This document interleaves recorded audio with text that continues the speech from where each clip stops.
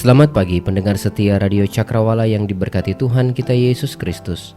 Salam jumpa pagi ini dalam kasih dan anugerah Allah bagi setiap kita yang percaya dan bersandar penuh kepadanya. Sahabat Cakrawala, sesaat lagi kita akan mendengarkan bersama-sama Renungan Oasis Fajar yang akan disampaikan oleh Letnan Kaswan Susanto. Selamat mendengarkan, Tuhan Yesus memberkati.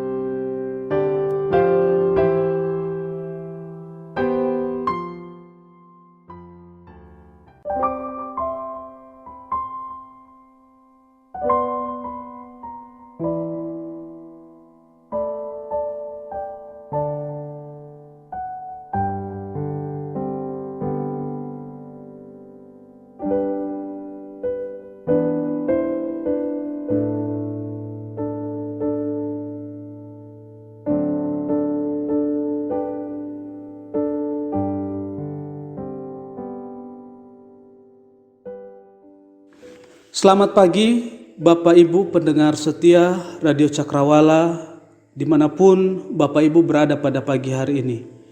Bahagia rasanya saya boleh menjumpai semua pendengar Cakrawala melalui program Oasis Fajar di pagi hari ini. Acara di mana kita akan bersama-sama belajar untuk mengetahui isi hati Tuhan melalui renungan firman Tuhan. Sebelum kita membaca dan merenungkan firman Tuhan, terlebih dahulu kita berdoa. Mari kita berdoa. Tuhan Yesus Kristus yang baik, kami sungguh bersyukur dan berterima kasih kepadamu karena selalu hidup kami ada dalam berkat dan kasih karunia Tuhan. Di pagi hari ini ya Tuhan Yesus, kembali kami akan belajar kebenaran firman-Mu. Diberkatilah kami, diberkatilah hidup kami, untuk kami boleh melakukan kebenaran-Mu di sepanjang hidup kami. Berkatilah kami Bapa, di dalam nama Tuhan Yesus Kristus kami berdoa. Amin. Bapak, Ibu, dan semua saudaraku yang diberkati Tuhan. Injil Lukas pasal 11 ayat 27 sampai dengan ayat 28 berkata demikian. Ketika Yesus masih berbicara, berserulah seorang perempuan dari antara orang banyak dan berkata kepadanya, "Berbahagialah ibu yang telah mengandung engkau, dan susu yang telah menyusui engkau." Tetapi ia berkata, "Yang berbahagia ialah mereka yang mendengarkan firman Allah dan yang memeliharanya." Bapak Ibu yang diberkati oleh Tuhan Yesus Kristus, arti hidup berbahagia di dalam Tuhan merupakan perenungan bersama bagi kita di pagi hari ini. Dan perlu kita ketahui bersama Bapak Ibu dan semua saudaraku yang diberkati Tuhan, bahwa penting bagi setiap orang untuk dapat menikmati kebahagiaan hidup.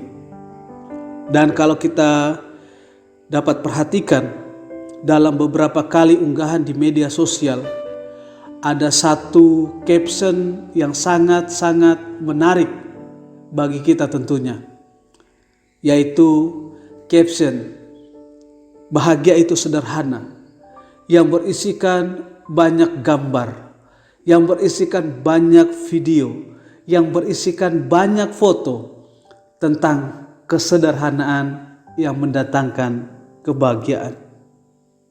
Bapak Ibu yang diberkati oleh Tuhan Yesus Kristus, bagi anak-anak di daerah pedesaan, kebahagiaan itu bukanlah ketika mereka harus berenang di kolam renang yang luas dengan berbagai macam fasilitas yang ada di dalamnya.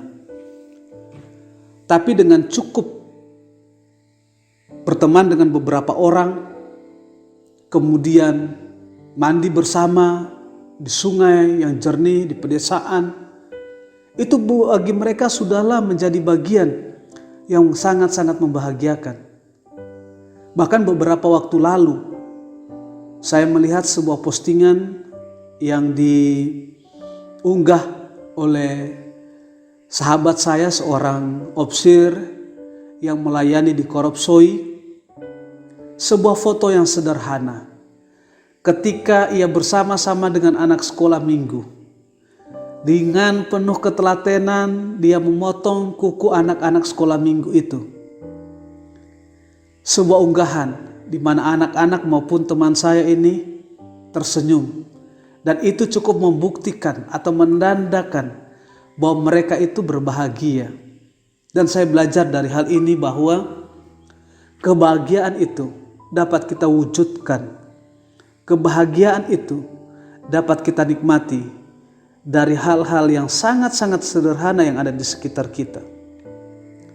Bapak Ibu yang diberkati oleh Tuhan Yesus Kristus, sesuatu yang sederhana dapat membuat kita bahagia. Tapi tidak selamanya hal yang sederhana juga dapat membahagiakan orang lain. Karena faktanya, ketika kita berbicara tentang kebahagiaan, maka ada banyak standar yang dimiliki oleh tiap-tiap orang untuk menunjukkan bahwa mereka itu berbahagia. Ada orang yang mengatakan kemudian ia berbahagia apabila ia sudah menerima fasilitas hidup. Ada orang yang kemudian mengatakan berbahagia ketika ia memperoleh penghasilan yang banyak, memperoleh apa yang dia harapkan untuk memenuhi kebutuhannya tiap-tiap hari, rumah yang mewah, mobil yang mewah, makanan yang lezat untuk dia nikmati. Baginya itu adalah kebahagiaan. Bapak Ibu yang diberkati oleh Tuhan Yesus Kristus, Alkitab pun mencatat di dalam Mazmur 86 ayat yang ke-7. Allah memberi tempat tinggal kepada orang yang kesepian. Ia membebaskan orang tahanan sehingga mereka bahagia. Tetapi orang-orang yang melawan Tuhan harus tinggal di tanah yang gersang. Bapak Ibu yang diberkati oleh Tuhan Yesus Kristus, kalau kita memperhatikan teks ini, maka dapat kita pahami bahwa kebahagiaan itu nyata bagi orang-orang yang memperoleh kebebasan dari tekanan dan persoalan hidup. Artinya, pada saat seseorang tidak lagi terbebani dengan segala bentuk persoalan hidup, maka orang tersebut boleh merasakan kebahagiaan. Selanjutnya, jika kita memperhatikan di dalam Alkitab, maka kita akan menemukan ada 122 kali perkataan tentang hal bahagia. Dan sebagian besar berbicara dalam kaitannya dengan berkat-berkat Tuhan yang bisa dinikmati oleh setiap orang dalam kehidupan tiap-tiap hari. Bapak Ibu yang diberkati oleh Tuhan Yesus Kristus, hal bahagia yang memiliki penjelasan lain yang tidak terkait secara langsung tentang bicara tentang berkat Tuhan, nyata ketika Tuhan Yesus menyampaikan khotbahnya di bukit. Dan bagian lain di dalam teks firman Tuhan yang kita baca dan renungkan pada pagi hari ini juga berbicara tentang hal bahagia, namun tidak terkait dengan berkat Tuhan secara duniawi.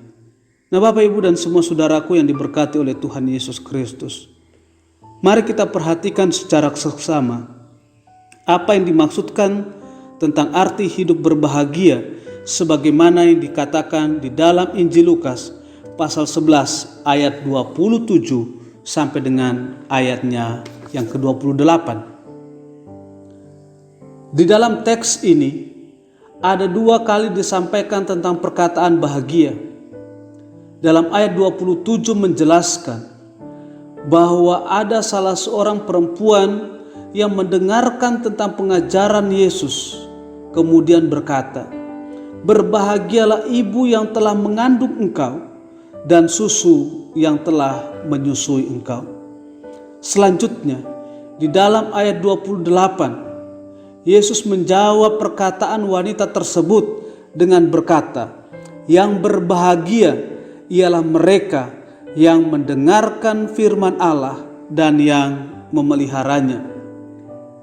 Yang hendak kita pelajari dari teks ini adalah bahwa ternyata ada perbedaan konsep berpikir atau konsep pemahaman tentang kebahagiaan antara wanita tersebut dengan Tuhan Yesus Kristus. Konsep kebahagiaan menurut perempuan tersebut sebagaimana yang dikatakan di dalam ayatnya yang ke-27 berusaha menjelaskan bahwa ibu Yesus adalah wanita yang sangat berbahagia karena memiliki anak seperti Tuhan Yesus Kristus yang sungguh luar biasa hebatnya. Sebab wanita ini secara langsung mendengar, melihat apa yang dilakukan oleh Tuhan Yesus, mendengar apa yang diajarkan, menyaksikan mujizat yang dikerjakan oleh Tuhan Yesus. Dan hal ini merupakan suatu hal yang wajar, karena pastinya setiap orang tua memiliki harapan atau mengharapkan agar anak-anak mereka dapat bertumbuh dan menjadi orang yang memberikan manfaat bukan hanya untuk hidupnya sendiri, bukan hanya untuk keluarganya, tetapi juga untuk orang lain yang ada di sekitarnya. Dan dapat disimpulkan bahwa perempuan tersebut memiliki pemahaman tentang kebahagiaan terkait tentang apa yang dilihatnya secara langsung dari kehidupan Yesus yang memang dilahirkan dari seorang perempuan bernama Maria ibunya. Bapak Ibu yang diberkati oleh Tuhan Yesus Kristus. Selanjutnya tentang konsep kebahagiaan menurut Tuhan Yesus Kristus yang dinyatakan di dalam ayat 28. Lebih menekankan kepada arti kebahagiaan yang bersifat rohani. Artinya Tuhan Yesus ingin menjelaskan bahwa kebahagiaan sesungguhnya dapat diperoleh ketika seseorang melakukan kehendak Tuhan, melakukan perintah Tuhan. Sebab nantinya bagi mereka yang melakukan perintah Tuhan dalam segala ketaatannya akan memperoleh bagian kebahagiaan hidup yang kekal. Lalu pertanyaannya kemudian adalah, apakah wanita tersebut salah ketika dia memiliki pemahaman tentang kebahagiaan dari sudut pandangnya terhadap keberhasilan ibu Tuhan Yesus yang telah melahirkan, merawat, serta mendidik Yesus menjadi orang yang hebat? Jika kita lihat secara sepintas jawaban Tuhan Yesus dalam ayat 28 yang berkata di sana, perhatikan kata yang memulai bagian ini. Tetapi ia berkata, yang berbahagia ialah mereka yang mendengarkan firman Allah dan yang memeliharanya. Memang penggunaan istilah tetapi dalam teks ini terlihat memiliki makna perbandingan atau memperbandingkan sesuatu yang berbeda dan menunjukkan pada suatu perbedaan bahwa pemahaman wanita tersebut tidak tepat dibandingkan dengan pernyataan yang disampaikan oleh Tuhan Yesus Kristus. Tetapi Bapak Ibu dan semua saudaraku yang diberkati Tuhan, jika kita kemudian memahami ayat 28 dan sependapat bahwa pemahaman kebahagiaan wanita tersebut adalah sesuatu yang salah karena berbeda dengan pernyataan Tuhan Yesus, maka sesungguhnya kita sudah mempertentangkan ayat-ayat Alkitab lain sebagaimana yang sebelumnya saya katakan di awal, bahwa dalam teks Alkitab kebahagiaan juga berbicara tentang berkat-berkat Tuhan dalam dunia, dan berkat tersebut salah satunya diterima oleh ibu Yesus yang telah memiliki anak sungguh luar biasa. Yang ingin saya katakan agar kita dapat memahami bahwa Alkitab sanggup menjawab dirinya sendiri. Itu berarti bahwa tidak ada teks-teks dalam Alkitab yang saling bertentangan antara satu dengan yang lain. Dan kita akan melihat pada bagian firman Tuhan ini apa yang kemudian yang Yesus maksudkan dari kalimat yang berbahagia ialah mereka yang mendengarkan firman Allah dan yang memeliharanya. Apa maksud Yesus dari kalimat ini? Dan yang kedua yang perlu kita renungkan, apa yang menjadi tujuan Yesus ketika berbicara Yang berbahagia ialah mereka yang mendengarkan firman Allah dan yang memeliharanya. Apa yang menjadi maksud Yesus? Apa yang menjadi tujuan Yesus berbicara dalam teks ini? Inilah yang akan menjadi perenungan kita. Yang pertama, mengapa teks ini ditulis? Apa maksud Yesus mengatakan ini? Bapak, Ibu, dan semua saudaraku yang diberkati oleh Tuhan Yesus Kristus, kita perlu renungkan dalam kehidupan kita bahwa di dalam teks ini atau di dalam ayat 28 ini, Yesus sama sekali kemudian tidak menyalahkan perempuan tersebut. Tetapi dalam konteks ini, mengapa Yesus mengatakan lebih berbahagia ialah mereka yang membaca dan merenungkan firman Tuhan serta melakukannya? Karena Yesus sedang menjelaskan dan ingin merubah pola berpikir, konsep berpikir orang-orang pada saat itu, bahwa sesungguhnya kebahagiaan tidak semata-mata dapat diukur dengan berkat-berkat yang sifatnya duniawi. Hidup sehat dan kuat, memiliki umur yang panjang, punya banyak kekayaan, memiliki fasilitas hidup, memiliki pekerjaan yang mapan, bukanlah suatu kesalahan dalam kehidupan orang Kristen. Tetapi yang dikehendaki oleh Tuhan Yesus Kristus adalah bagaimana dalam kehidupan yang kita jalani, kita tetap hidup dalam kehendak Tuhan. Hidup sesuai dengan kebenaran firman Tuhan. Karena dengan melakukan kebenaran tersebut, kita telah memuliakan Tuhan. Yang kedua, apa yang menjadi tujuan Yesus ketika dia berbicara, yang berbahagia ialah mereka yang mendengar firman Allah dan yang memeliharanya. Bagian pertama untuk menjawab hal tersebut adalah mendengar firman Tuhan memberikan fokus hidup bagi orang Kristen. Kalau kita memperhatikan secara cermat, ketika satu peristiwa di mana Tuhan Yesus ada di padang gurun, berpuasa selama 40 hari dan 40 malam, dan di sana dia dicobai oleh iblis sebanyak 3 kali, maka setiap iblis mencobai Yesus, maka Yesus pun menjawab hal tersebut dengan kutipan yang diambil dari kitab Taurat Musa. Artinya, untuk melakukan sesuatu pun, untuk berkata sesuatu melawan kehendak iblis, maka Yesus menggunakan firman Tuhan.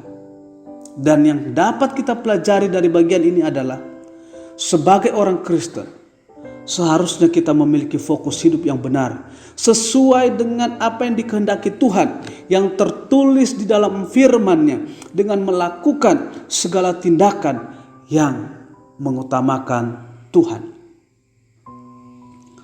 Fokus artinya kesetiaan kita untuk taat pada perintah Tuhan. Apa yang Tuhan perintahkan harus kita laksanakan tanpa pernah menunda bahkan membantah perintah tersebut. Oleh sebab itu, kita sebagai setiap orang Kristen harus senantiasa membaca, merenungkan firman Tuhan agar kita memahami setiap kehendak Tuhan dalam hidup kita dan kita dapat melakukan kehendak Tuhan dalam hidup kita. Fokus di dalam hidup karena kita membaca dan mendengarkan firman Tuhan. Bagian yang kedua, tujuan Yesus, yaitu bahwa membaca dan merenungkan firman Tuhan memberikan kekuatan iman bagi orang Kristen. Alkitab tidak pernah mencatat bahwa ketika seseorang beriman, yaitu mereka yang percaya kepada Tuhan Yesus Kristus, kemudian mereka tidak akan mengalami hal yang disebut dengan pergumulan atau kesusahan.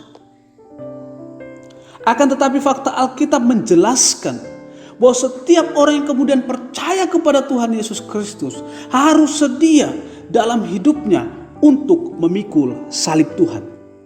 Artinya, sebagai orang Kristen, maka akan banyak tantangan hidup yang akan kita hadapi.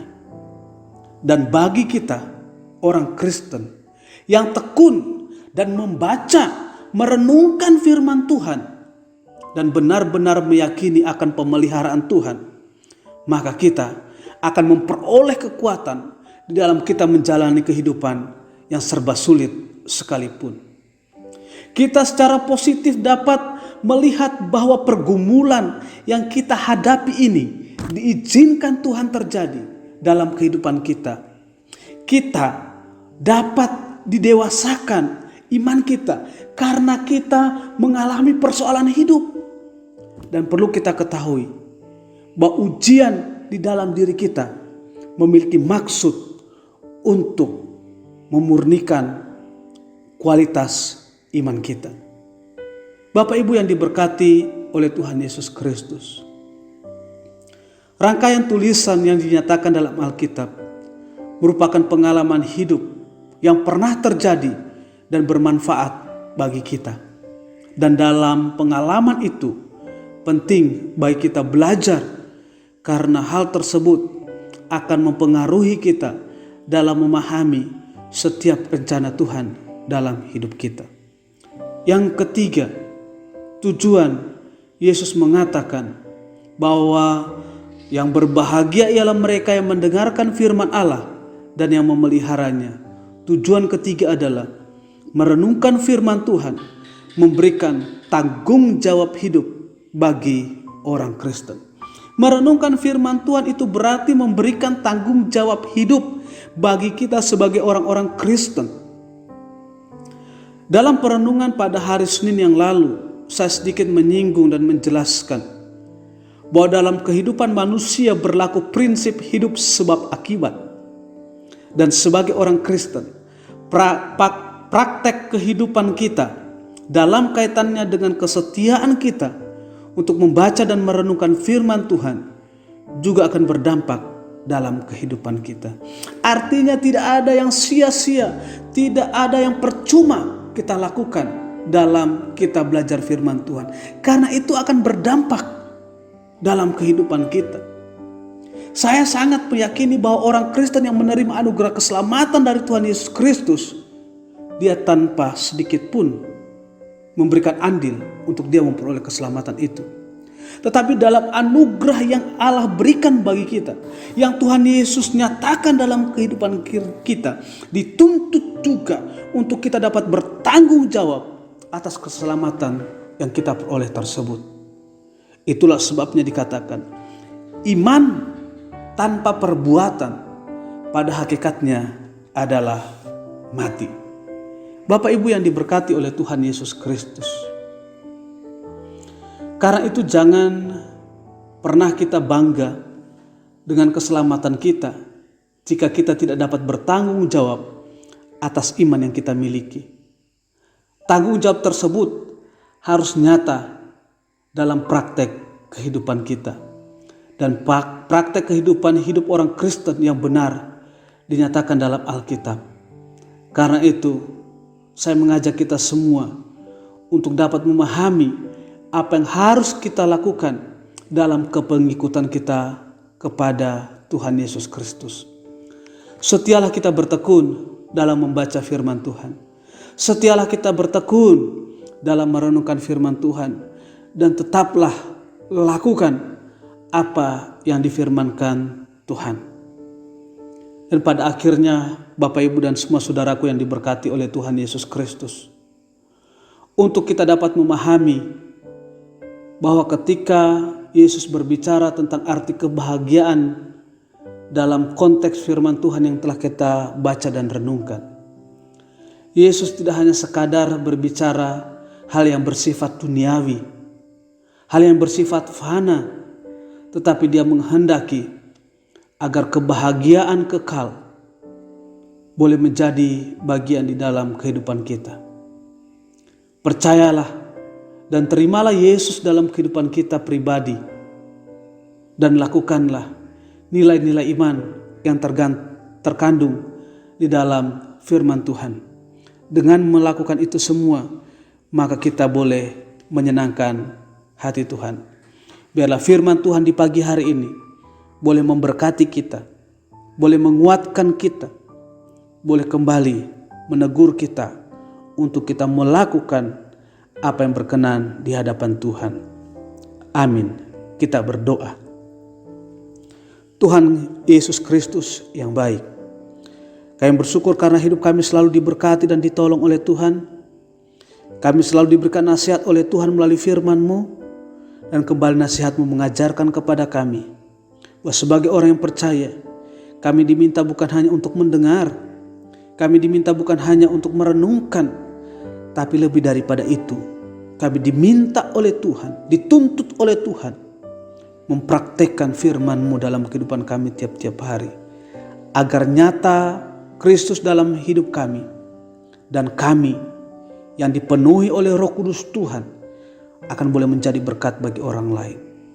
Berkatilah kami sepanjang hari ini Bapa, dalam hidup kami. Di dalam nama Tuhan Yesus Kristus, kami berdoa dan menyerahkan hidup kami sepanjang hari ini. Haleluya. Amin.